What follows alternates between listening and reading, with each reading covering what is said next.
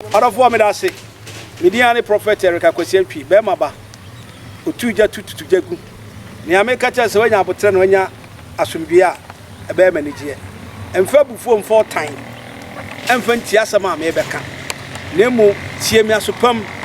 Yesi e wo wi asenwom. Ere ye wo gospel. Matias. Emfom to bia ni wo. Orofo de na wo ni mem man. Mi gina ka kwan ho. Mako kura ye friend obo adaka. No obo adaka no e fa chaw. E yade a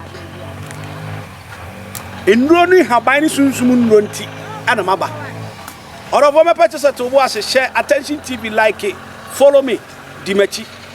Ye be say date no di fo woni mu nuro saa. E yade a wa busua nim. E yade a ya chede. E yade a ne onim fam. Ni nua ani ni onim fam. Ne wonim fam no. Ni nya ni nua ni onim fam. Enti da wonim nti wo kwantintinti me de bi bra wo sesua. Na te ase ehwemafuru na ya kese no. Na me ba ya akodi nkwan pa. Akrantie nkwan. Ti da mafuru akutu saa no. Yiwani nya mafuru ho asa na me beka. Tieriye hwa ha. Aban yi ni ya beka ho asa. E ma na monya gonu no. Boy ya be kan asem gono sebe wo don safa ba bia kan pon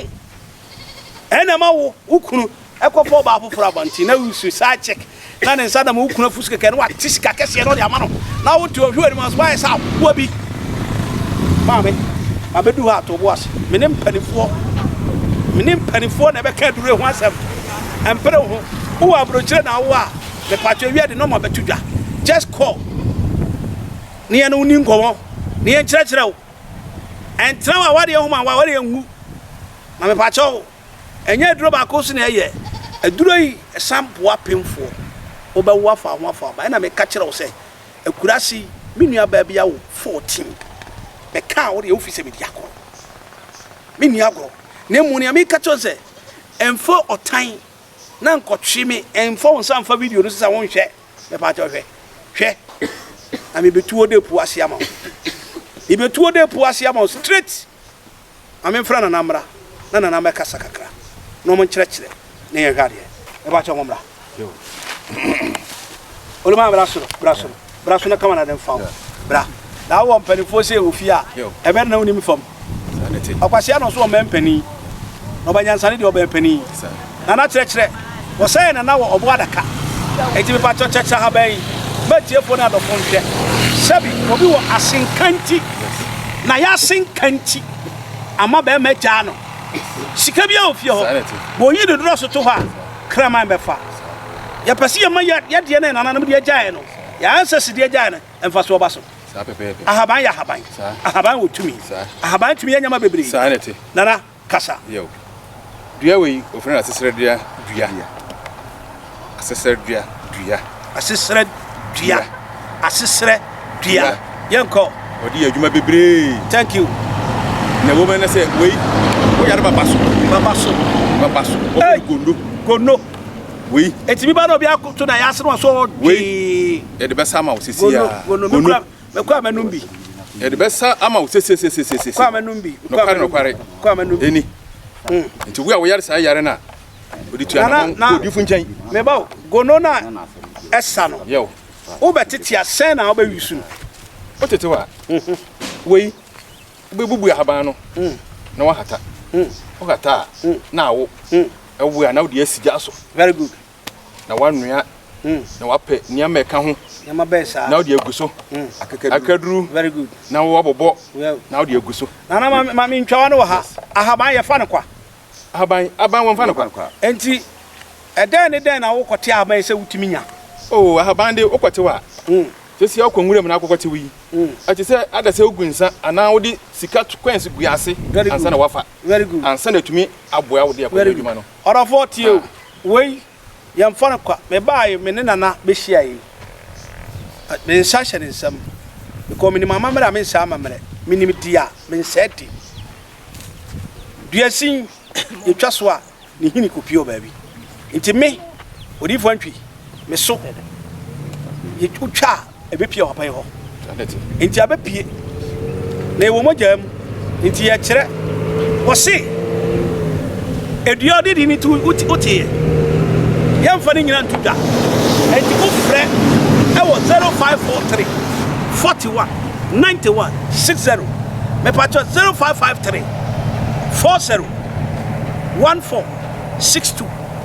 aro 40 bi ana mami samra bi yo na ebra kasa o kasa asintini no ene ahaban no so ye dey ye nuam wonom apemfo we na abawo fa ho afa oba ene tina tewia timia wo ba ko we ena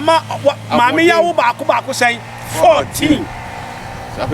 biawe wa wo ba ko sen 14 obi san so ko hospital dodo say uma otimi nkira we awa ahoden ankasa we Ghana ye wa japade Ghana ye wa ade papa Ghana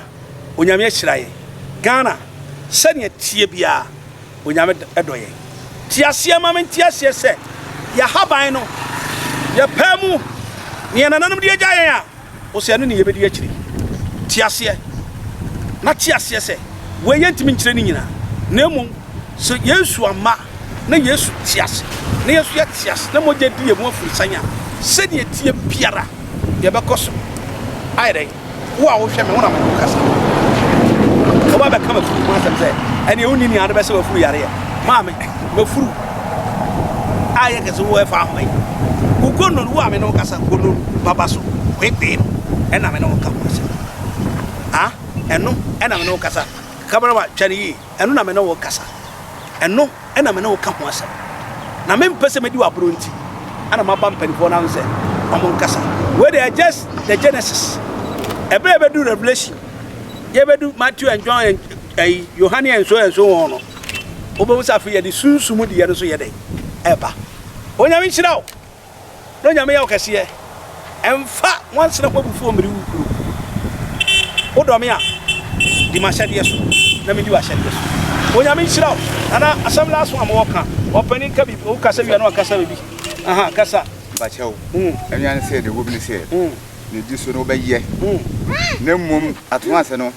bra wonu meduru no wi ansra woni obarema na asa woni obia nkohia akoda very good ora fona tena o kakura na me kan se atiefu e wo ho no wonhwe na wontu hu anamon isi efisa bibiduru de eye adwuma papa ye nananom mere so enye ne eye adwuma ana eye adwuma ye kusu abesisa amri ya da so kitamdi ye adwuma yes we wo na mu abukura na wo ba ha yes me ye hu adwuma ma papa awrade nshirawo nti ora mo awrade nshirawo awrade nyo kase o mani nyam kase anka ho medase makrao bye bye